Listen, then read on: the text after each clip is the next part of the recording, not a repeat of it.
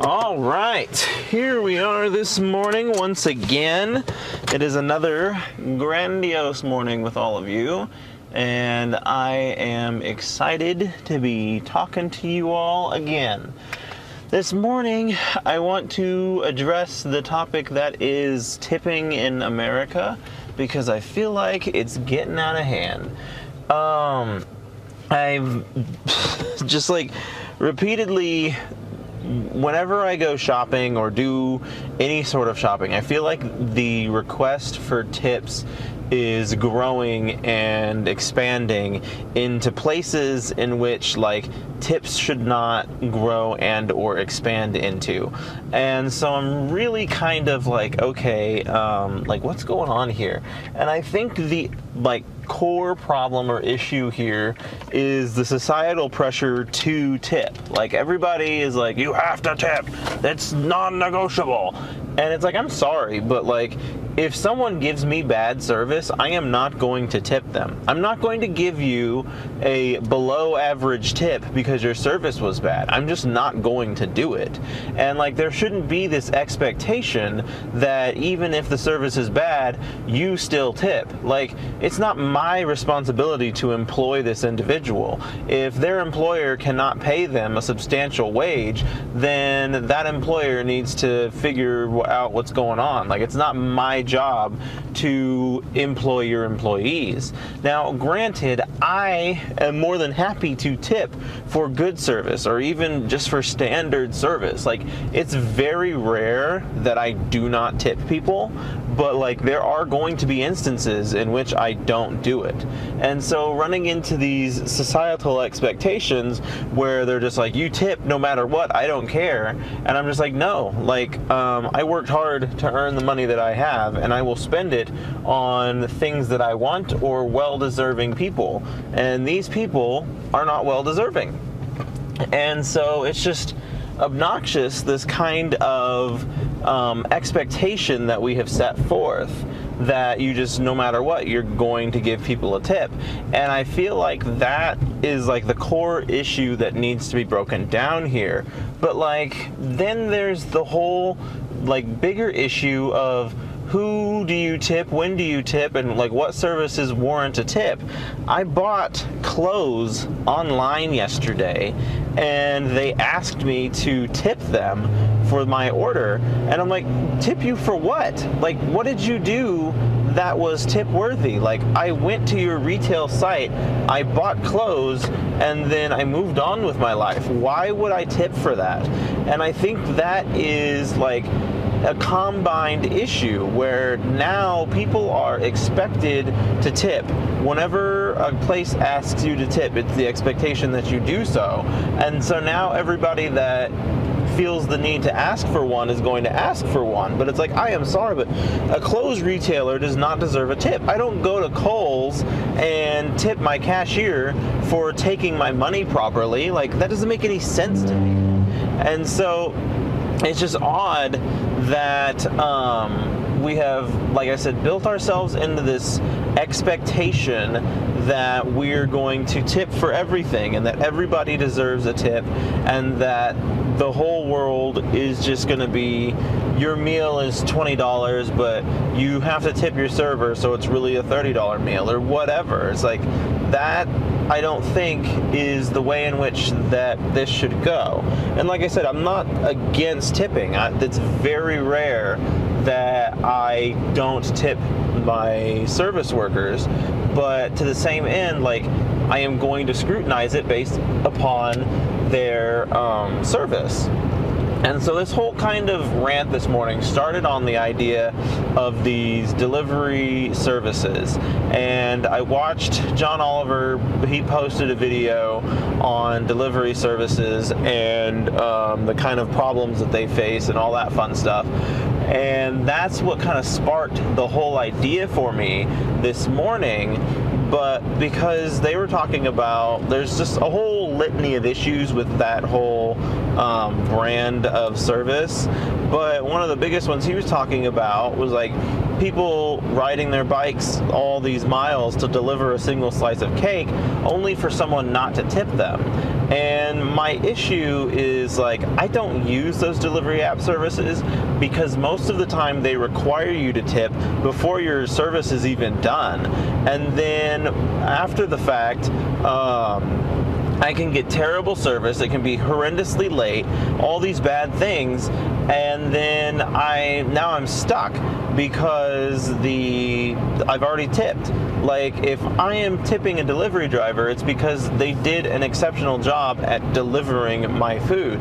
And like, I order hours in advance and I say, okay, it's 12 o'clock now, I want pizza at 4. I'm gonna order this pizza to be ready by 4.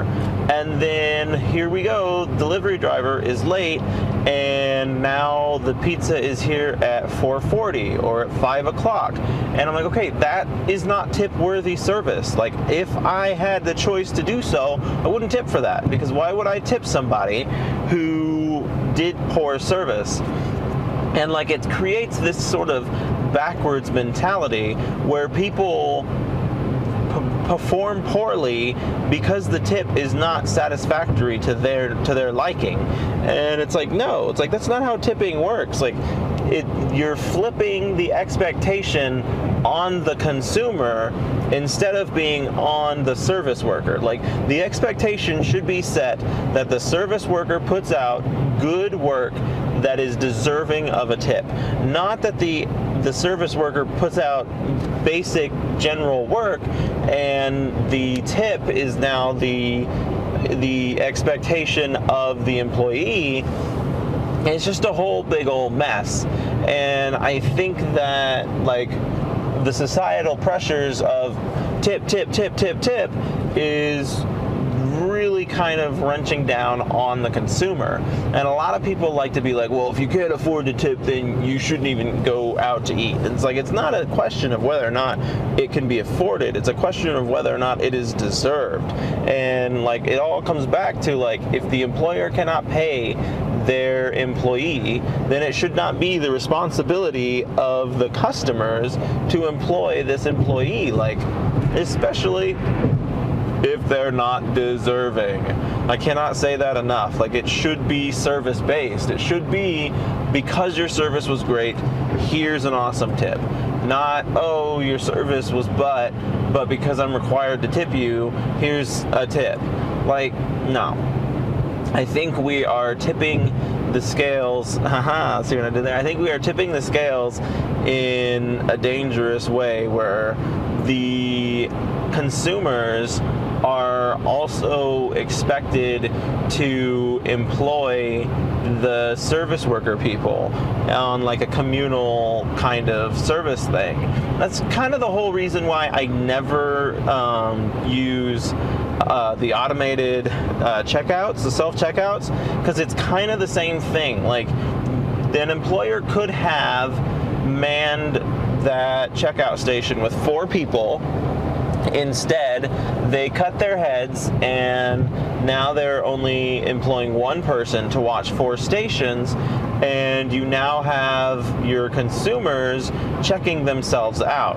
Something that used to be a paid service, something that an employer used to pay people to do, they are now having their consumers do themselves. And so it's like, you're paying them twice now. You're paying them in labor, and you're paying them for the goods that you bought at their store. And they flag it down with like fake convenience or whatever, but like, a line is a line is a line is a line.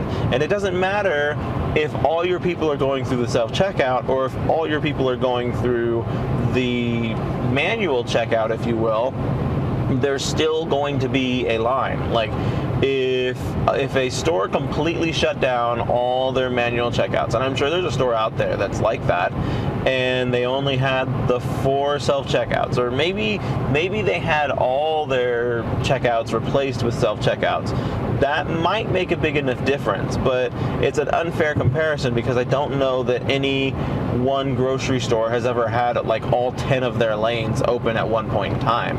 But it would be an interesting thing to test out. Like, if you were having a busy Saturday, do people really get in and out faster if you have 10 lines that are self-checkouts or if you have 10 lines that are manned by people?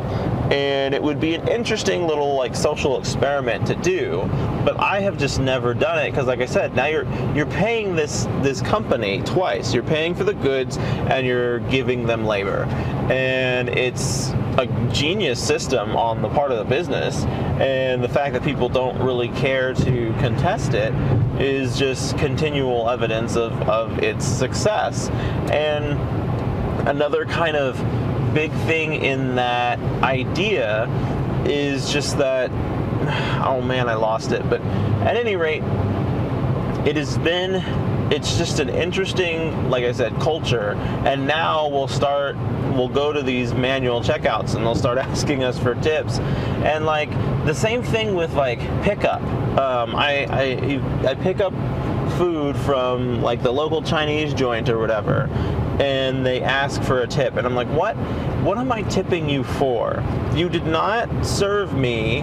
Like, this isn't a sit-down restaurant where you gave me service. This isn't a delivery. I came and picked this order up myself. Like, what am I tipping you for? Making the food? Like, that's what I'm paying you for. I'm paying you to make the food that I can then consume.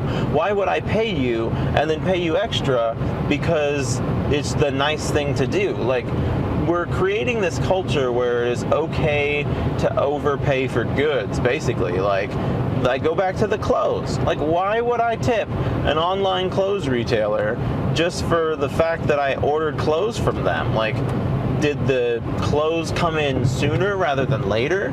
Like, you almost have to leave the order open until after it has been received, and at that point assess the viability of a tip.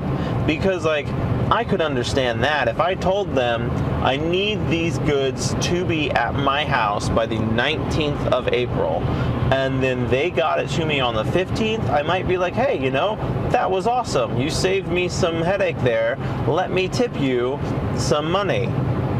But no, that's not how it happens. It's all pre-service. Before you even get the service, you're just like, oh, okay, well, do you want a tip for service that you've yet to receive? And it's like, no, like, why would I do that? And then, like, there's the places that force you to tip, and they just add the gratuity to the bill, and it's like, okay, does this tip even go to the person who served me, or does this go to like the entire restaurant? Why am I ordering something that's $20 and then you're just automatically attaching a 15% gratuity onto it?